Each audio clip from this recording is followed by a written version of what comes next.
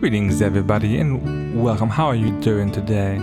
For those of you that are unaware, yesterday we did see an announcement from Paizo over at PAX Online where they announced a few new things, and primarily the new thing they've released is their new Lost Omens book that is focusing on the Mwenge Expanse. So I'm just gonna, they posted a Paizo blog, so I'm just gonna go through it a bit and kind of give my thoughts on the matter. So the first thing we see is it's coming next June, so it's going to be a bit of a while down. But they also announced at the same time that they're going to be doing an adventure path based in the Mwenge Expanse that's going to come out at about the same time. So I think that's why it's like they're kind of lining up their releases at that point. So we see announcing 312-page book, so it's going to be a lot of stuff in there. They have a beautiful artwork. I think this is the cover art, yeah. So you can see it's definitely a beautiful looking book. And for those of you that haven't seen it, you can watch the actual announcement panel here. It's a link to the video. So you can see. Let's see what we can learn about. You learn about the Serpent Folk Empire. That's cool. I always wanted more Serpent Folk stuff. Old Mage Shotembi, they talk about him in previous books, but they haven't really talked much about him like in detail, so that'd be good to see. And about some different deities as well, like the Grandmother Spider, and they even made some new deities, Adanye, which appears to be a catfolk deity. So now we're getting some more deities in the mix, and not only are we getting new deities, we're actually getting information about them, so that you can actually play and use them. So let's see, beyond the people and beliefs, they're also going to take you to waterways and the rainforest. They're going to take you to Nantambu, which is a big city in the region, which is obviously home to the Magambia Academy. Mzali, which is apparently, from what I gathered, I think Mzali might be a new city. It hasn't really been talked about from the video. Temple City, home of the evil god-child Wakina. And from what I gather, Wakina is not a good god, it's definitely an evil god. And they're going to show us some of the dangerous monsters, including the Charakards, which you can see in Age of Ashes, and new threats like the corpse-eating Karina. Okay, interesting. So here we got a picture of an Anandi, also really cool art, bit of a weird creature. Of course, the book will also include new rule options. These include cultural items like fighting sticks or the magic masks, so I'm not sure what they do. Also includes player rules for those new deities to worship. So not only will they give you information about the deities, they'll probably correspond to like clerics and champions and how it kind of pertains to them. Most exciting of all, there are new ancestries. So it's 6 new ancestries. Anadi, which we see right here. Kanrasu, Knoll, Golomas, Gripply, which are like frog people, and Shisks. So I'm not sure about what Kanrasu, Golomas, and Shisks are. Thankfully I did some Google magic, and someone posted in the Paizo forums that in the Lost Omens World Guide book, there actually is a description about them, very brief. The many-eyed Goloma, bone-feathered Shisks, and inevitable worshipping Kanrasu with their biological machines and living wooden exoskeletons.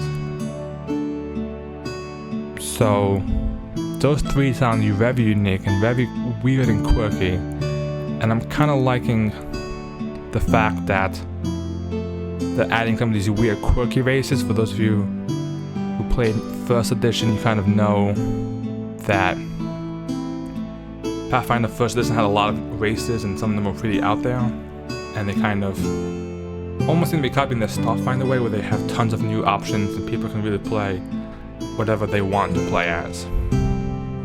And also,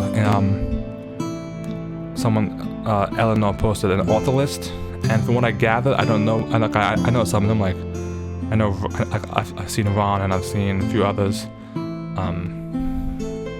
that they definitely are focusing a lot on like actually getting authors that that know the culture, be it minority authors, be it ones that like specialize in that history. So that should make for a good book. Now, overall, I'm actually pretty pleased for this. This is actually pretty cool. I feel like the Moenga Expanse really wasn't talked about much in first edition. I think there were a few modules that may have been involved in there, and some books in adventure paths, but there hasn't been a definite adventure path in the Moenga Expanse. Now, I believe the name tentatively is Strength of Thousands, and the way that Ron London explains it is it's basically the way it is. It starts off at the Magamba Academy, and basically every generation of knowledge from everybody who's like kind of lived, they kind of like collected and gathered and kind of moves from generation to generation. What that means, I'm not sure, in terms of like for the actual adventure path, but I think they said that's tentatively the name. It may change as it gets closer to the release date. We're not sure, but the good thing is now they're having a Lost Omens book and adventure path. That's big, because I feel like in first edition a lot of the books were focused in particular regions. So for instance, Rhaetia was a pretty popular region.